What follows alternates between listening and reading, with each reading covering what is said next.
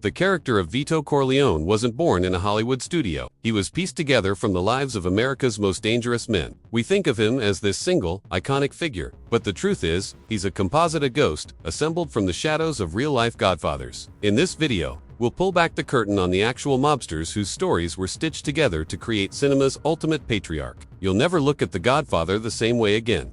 For more than 50 years, Vito Corleone has been the gold standard for movie gangsters. He's a man of principle and terrifying power, a loving father and a ruthless criminal. But Mario Puzo and Francis Ford Coppola didn't just make him up. They dug into the headlines, the court records, and the back alleys of Mafia history to build their Don.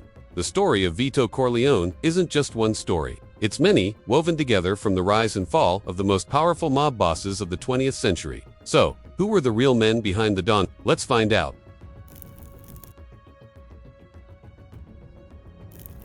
First up, and maybe the biggest single inspiration, is Frank Costello, known as the Prime Minister of the Mafia.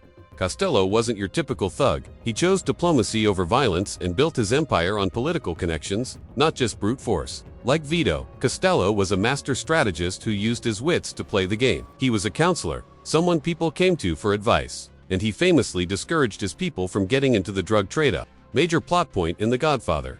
But the most direct link between Costello and Vito came from Marlon Brando himself. To prepare for the role, Brando studied footage of Costello's testimony during the famous Godfather Senate hearings. Costello's quiet, raspy voice became the blueprint for Vito's iconic mumble. When you see Vito carefully choosing his words, with that calm exterior hiding immense power, you're basically watching the ghost of Frank Costello. And just like Vito, Costello even survived a dramatic assassination attempt, after which he chose to step back and influence things quietly from retirement.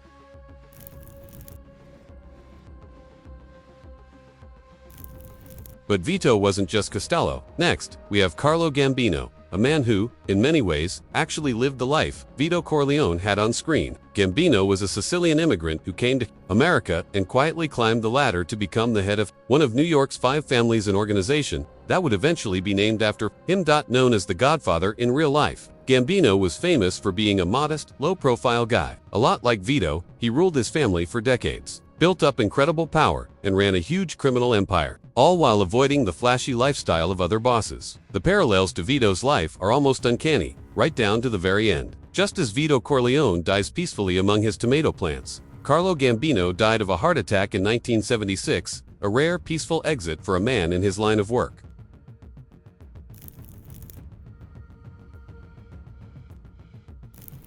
You can't picture the Corleones without thinking of their legitimate business, the Genco Pura olive oil company. It's the perfect cover symbol of Italian heritage that masks a world of crime. Well, that detail was lifted straight from the life of another real-life boss. Giuseppe Joe Profaci was the head of what would later become the Colombo crime family, and he was known across the underworld as the olive oil king. He owned a massive, successful olive oil import business, which served as the perfect front for his illegal operations and helped him launder his money. This is one of the clearest examples of Puzo and Coppola borrowing a specific, tangible detail from mob history to make their world feel real. For both Profaci and Vito Corleone, olive oil wasn't just a business, it was a shield. If you're enjoying this peek behind the curtain of one of the greatest films ever made, do us a favor and hit that subscribe button. We've got plenty more deep dives into cinema history coming your way.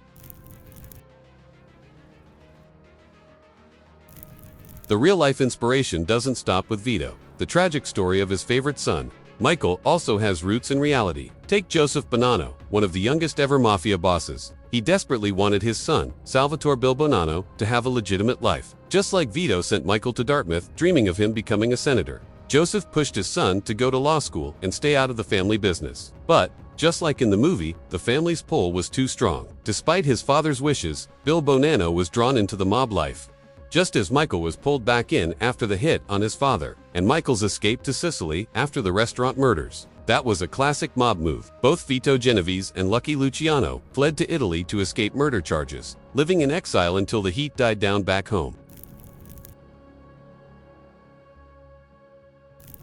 One of the most unforgettable characters in The Godfather is Moe Greene, the hot-headed casino owner who screams, "Do you know who I am? I'm Moe Greene."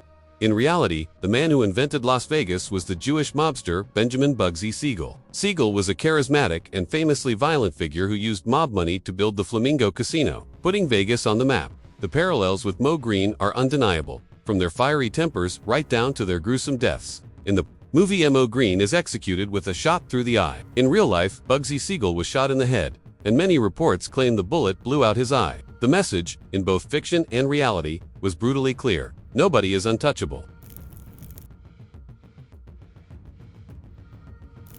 The scene where Michael Corleone excuses himself to the bathroom, retrieves a planted gun, and kills two of his father's rivals is the moment everything changes. It's when the war hero becomes a killer. And it wasn't a Hollywood invention. It was inspired by one of the most infamous hits in Mafia history. In 1931, the gangster Lucky Luciano wanted to take over from his boss, Joe, the boss. Luciano invited Masseria to a big lunch at a Coney Island restaurant. At some point, Luciano excused himself to go to the bathroom. While he was gone, gunmen stormed in and shot Masseria to death right at the table. It was almost the exact same blueprint Michael used, a cold-blooded move to eliminate a rival and seize power in one shocking public statement. Maybe the most shocking secret of all is that the actual Mafia tried to stop The Godfather from ever being made. Joseph Colombo Sr., the head of the Colombo crime family, also ran a group called the Italian-American Civil Rights League. He launched a huge campaign to shut down the film's production, claiming it pushed negative stereotypes. The intimidation got serious. Producer Albert Ruddy got threatening calls, was followed, and even had the windows of his car shot out. Bomb threats were called into the offices of Paramount's parent company, forcing evacuation. The pressure got so bad that Ruddy had to make a deal. He met with Joe Colombo and agreed to two things. First, the words Mafia and Cosa Nostra would be cut from the script. And second, money from the film's premiere would be donated to Colombo's league. The deal was struck. The word Mafia is never spoken in the final film. And production continued with the real mob practically looking over their shoulders.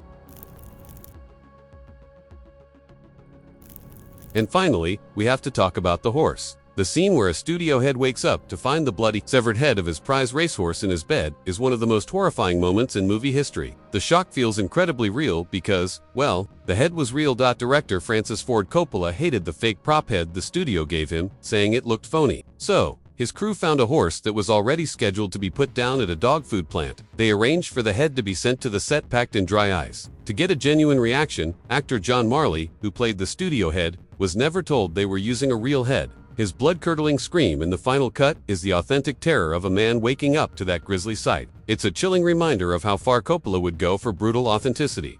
Vito Corleone isn't just one man. He's a patchwork of the most cunning and powerful figures in American criminal history. He has Frank Costello's strategic mind, Carlo Gambino's quiet power, and Joe Profaci's olive oil empire. The world of The Godfather feels so real because, in so many ways, it is. From iconic scenes ripped straight from the headlines to the very real mob threats during its creation, the film proves that truth is often stranger and far more brutal than fiction. It didn't just tell a story about the Mafia, it absorbed its secrets and its soul to create a masterpiece. So who do you think was the biggest inspiration for Vito Corleone? Let us know in the comments below.